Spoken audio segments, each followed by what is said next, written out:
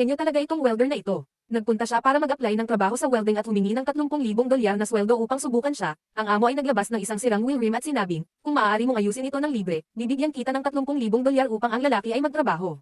Una, inilagay niya ang rim sa isang lathe at pinutol ang mga sirang bahagi. Pagkatapos ay gumamit siya ng isang lumang bakal na plato upang gupitin ang mga pabilog na singsing.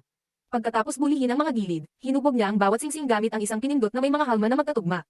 Ang pangunahing rim ay nabuo sa isang stroke. Susunod, gumawa siya ng mga butas sa paligid ng gilid upang makatulong sa paglamig ng preno at bawasan ang timbang, na tinatanggal ang bawat isa. Sinuntok din niya ang 8 bolt hole sa paligid ng rim, tinitiyak na pantay ang pagitan ng mga ito.